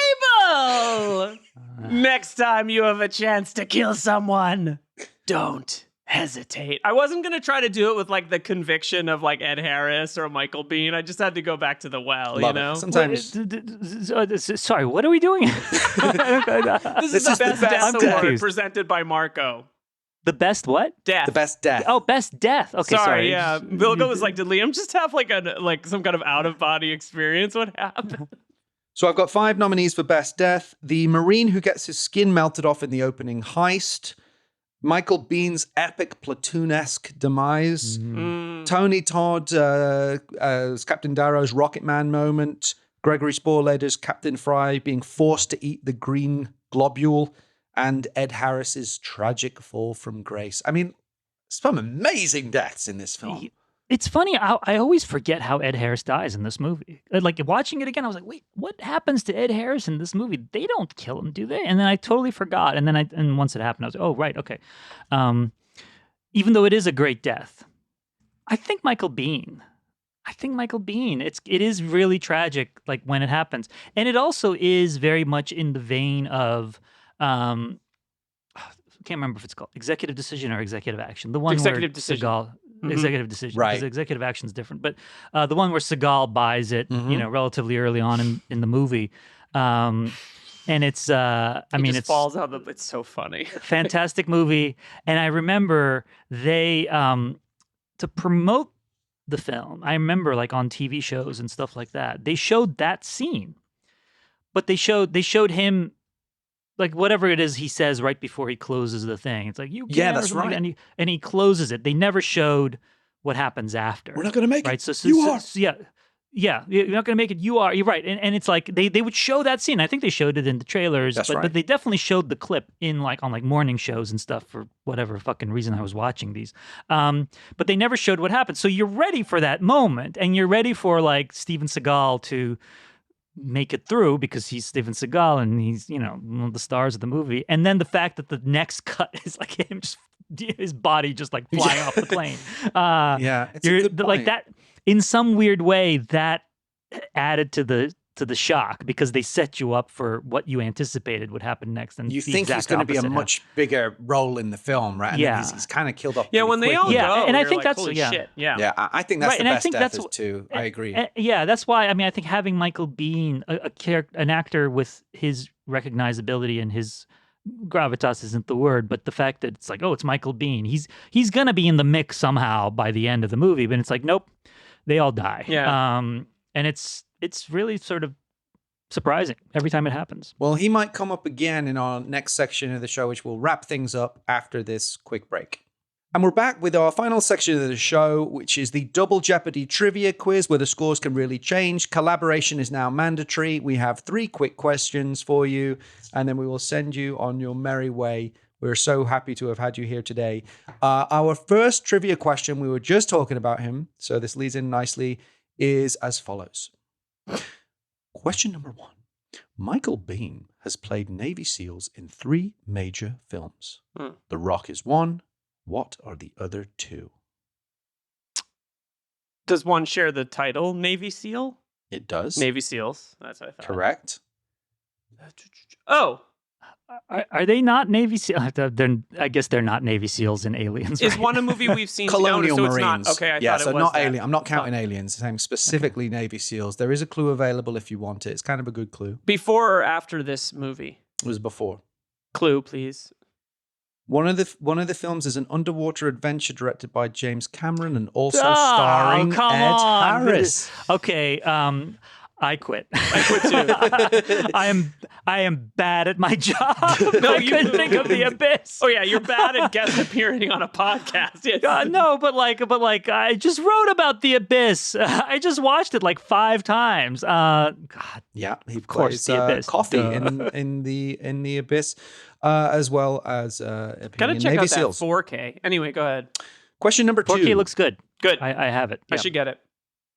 Actor Stanley Anderson would reprise his role as the US president 2 years later in which subsequent action disaster movie? Armageddon. I Don't actually say it like love that. I love because it was very easy. Sorry, It's all in the universe, the the extended solemn, universe. serious airstrike approved. Oh yeah, what even that scene and it's kills. Jim Caviezel. Jim Caviezel yeah, is Jim the pilot. Caviezel. Yeah, Crazy. he's in cast. 2 amazing movies. We're going to cover this and a little movie called Deja Vu, which I think is a masterpiece. Wow. Oh yeah, I like Deja Vu. I think Deja Vu kind of shits the bed in the last 30 minutes, but until then, it's fantastic. It's like the greatest movie ever. I love it. I love it. But yeah, I love it again, too. I'm excited to revisit it. 3 All right, final question in convoluted corner. corner. Now this is really difficult, so you're going to need to probably work together on this. Which memorable character from the original Roadhouse appears in The Rock as one of the Navy SEALs? And I will accept a vague description. Wait, memorable character? There's a memorable character from Roadhouse who Not appears, a memorable actor, but an actual a memorable character from Roadhouse appears as one of the SEALs. So he's not particularly recognizable in The Rock because he's in like face paint and all of that when the SEALs go in. But this actor is a major character with a majorly quotable line in Roadhouse. What's the line? Marshall Teague? Is it? Yes! Oh, okay. That's it. Nailed it. That's why you're the I don't man. remember. I just remember Marshall. It's because I knew. Like I'd looked at the credits before, and I knew Marshall Teague was in this in Roadhouse. But I don't remember what's the quotable line from Roadhouse. The quotable line, if you'll excuse the vulgarity, gentlemen, is, "I used to fuck guys like you in prison." It's that guy. Oh, I forgot he said that. Yeah. That's Marshall Teague as one of the goat henchmen, Jimmy Reno. See, the greatest maniacal laugh in the history of action cinema. I've only seen I think I've seen the original Roadhouse maybe twice, and within. What did you think I mean, of the new one? I think I read your piece about it, actually. I enjoyed the new one. I mean, I didn't review it. I profiled Jake Gyllenhaal. I love that Jake Gyllenhaal is jacked piece that you did. Yeah, That was I enjoyed the new Roadhouse. I've seen the new Roadhouse more than I've seen the old Roadhouse. And I will say, I watched the new Roadhouse on in a theater, not with like an audience. It was like me and like entirely possible there was maybe one other person in the room because It was Jake Gyllenhaal. early press screening. And it plays so much better on a big screen, even though I totally understand, like, putting this out on 4,000 screens to make, $12 million and get yelled at for being a bust, like, probably wouldn't have been the best idea. But it's a real kind of dilemma because it's like, it really does play on a big screen. And even a lot of people ding the effects. And I'm like, honestly, the effects look fine on a big screen. They actually work better on a big screen than they do on, I could see like that. I people's wish I'd seen laptops. it in a theater. But yeah, Marshall Teague starred in a movie in 2016 called Amerigeddon. Hell yeah. Hell yeah. It's about a global terrorist organization that attacks the U.S. energy I grid. wonder if Stanley Anderson plays the president in that movie. I don't. They're I all will have to connected. find out. Oh, he does. We need no, I don't know. we need to let this wonderful gentleman go. Thank you so much. Bilge, this was a long awesome. time in the making. We're so happy you're here. So It was happy to great. do this. It's so great. I tweeted this too, but it was like the other night, and I watched The Rock, and the next day I was like, remember last night when I was watching The Rock? That was awesome. I have a term might for fuck around and watch The Rock. I know. Again, I have like this art hangover term I have where I wake up in the morning kind of like last night I watched Public Enemies for Cows in the Field, which was coming up later this month. We're doing it together. And I woke up this morning and I was like, I'm bathed in like the man aura, and it feels so good. And Public Enemies, underrated, and also very much one of those films that, like, it does stick with you immediately after you've seen it. You're like, it feels like a dream that you had almost. And I'm glad, I'm hoping that it's like more people recognize it for being like a really great movie. I realize, like, we have to pretend that Johnny Depp is bad in everything now, which is silly, but like, he's amazing in this movie. He's actually really good. I mean, I know Man hated his performance, but really, but he got a good performance out of him after all that. That's interesting because I think he's great. He is absolutely great. All right, so we're going to let you go. Well, thank you so much. Is there anything you want to mention, plug, or anything before we wish you well? I can always be found on vulture.com, at least until they fire me. But yep, I'm there. I will lead the Amerigeddon if that happens. The Amerigeddon. The Amerigeddon starts. When film critic Bilge Ebiri is fired from his job, Twitter rises up to save him. Right. Well, I'm going to go write that. Okay. See, high concept. Sells itself. Thanks, Bilge. All right, guys. Thank you so much. Bye. Take care. So that was The Rock with Bilge Ebiri. Sorry this was a short episode, guys. Yeah, we kind of raced through it. Yeah, we sort of raced through. We didn't really give you value for money. Yeah. There was one last point that I wanted to just give make it to me, Captain. Which was, I think there's a lot to be said for William Forsythe's performance in the final scene, where he is able to convey silently or through the line delivery that is subtextual that he knows that Connery is alive. Vaporized. And he just gives a smile to Cage that's really subtle but very clear at the same time, when the way he says, like, poor bastard, and he knows that Connery has survived. And now, because William Forsythe's character Paxton knows what a piece of shit Womack is, he's like, I'm gonna do shit about this. I'm gonna like let him go. And it's another example of this idea of like duty, and where does the line of like serving your institution end? And where does the line of doing the right thing begin as a human being, as opposed to a member or part of an institutional structure? And a lot of the characters make those decisions for themselves through the course of the film. And it's such a beautiful, emotional illustration of that idea. Well, and it's also redemption, right? Like, Connery has redeemed himself, right? He's, and Womack just sucks. And can't, see it that way. One thing I want to give the movie credit for is that, there's the whole bit like, this man knows all our secrets from the last half century. Like that stuff. They don't lean into it too hard. It's kind of like a fun, like, MacGuffin in the story, but it's not like, the movie doesn't, it's not realistic, but it doesn't, like, the alien landing in Roswell thing is just kind of tossed off. Yeah. Just fascinating. Anyways. Incredible movie. That was so much fun to talk about. I have one plug? I don't know if you Yeah, have please. a plug. There's Let's something plug. I just wanted to mention. We actually just talked about this character of Jimmy Reno from Roadhouse, the guy who gets his throat ripped out and rides the motorcycle after burning down the barn that Patrick Swayze is staying in. He may come up again. I'm not sure. I'm still working on my list. It's not laminated yet, but I'm going to be for appearing on.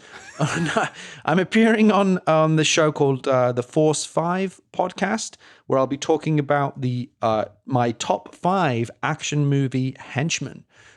Jimmy Reno may or may not be on the list, but that should be out or about to come out, I believe, by the time this episode airs. So that's the Force 5 podcast, and I'm on it talking about the top 5 action movie henchmen. That's all I have this week in terms of any plugs. I have one plug, which I just remembered, which is I'm going to be on the Hit Factory podcast, hosted by our buddy Aaron and Carly, talking about Lars von Trier's film Breaking the Waves. Oh. Well, they do a podcast about the 90s, and I have the Blu-ray just sitting on my shelf. I've had it for a decade. I've maybe watched it once, and Von Trier for me is like an important guy, very important to my development, and I've sort of moved away from him as I've gotten a little older for, a variety of reasons, but I'm very excited to revisit that absolutely gnarly, painful 2.5-hour slog of an amazing piece of art. Fantastic. That's what I got. Fantastic. So so we have Phil, to I do some was Elon driving- Musk related bullshit. Yeah, I was driving through. I was driving in Burbank today, and I saw you in your black Cybertruck, and I took a picture of it. I'm not going to post it, I think, just to save you. Yeah, But keep you my looked license great. plate You off looked the great internet. with the sunglasses and the. Thanks. Yeah. You had a T-shirt with Elon on it. And That's right. Yeah, it was Yeah. good. It was cool. It's a picture. It's actually a picture of Elon and me hugging each other. Yeah. That I had custom designed. Yeah. Very That good. wasn't me. No, that wasn't me. No, I don't Wait, have you a don't Cybertruck. you don't have a Cybertruck? That Well, wasn't you? it's getting fixed. Right. It's getting fixed. The Ed 209 is fixing indeed. it for you. Next time on the show, What is next on the show? we have a movie that I'm really excited to talk about called Last Man Standing. It's Die Hard in a ghost town. Is that what we went with? It is. Okay, it is. good. I'm excited too. I have a lot to say about this movie. We had a really interesting. I'm pretending that we haven't already had this conversation. We already had the conversation. We're I can gonna tell have you, such an it's interesting really conversation. good. And that's the double truth, Ruth. Kurosawa heads. Watch your Yojimbo before that episode, because Akira, the greatest to ever do it, comes besides the Michael Bay for The Rock. It comes up in that episode, and it's going to be really great. We'll be back next time with Christopher Walken and a Tommy gun. Well, now Bruce Willis with the 245s, just like blowing people away. Fucking It's incredible. It's a pretty cool movie. Then one last thing I would say about Last Man Standing, and then I'll shut up. Don't watch it thinking it's an action movie. And if you watch it in another context, it's What's the other really context? as an existential exploration of purgatory. I'll leave you with that. We'll be back next time with an existential examination of purgatory. Aren't your mouths watering? Subscribe! Die Hard on a Blank is a podcast created and hosted by Philip Gawthorne. Liam Billingham co-hosts and produces the show. Mike Mayer and Michael Sugar are the executive producers. Find us on Twitter and Instagram at DieHardOAB. Rate, review, follow the show wherever you get your podcasts. Most importantly, tell your movie podcast-loving friends about Die Hard on a Blank. See you next time on Die Hard on a Blank.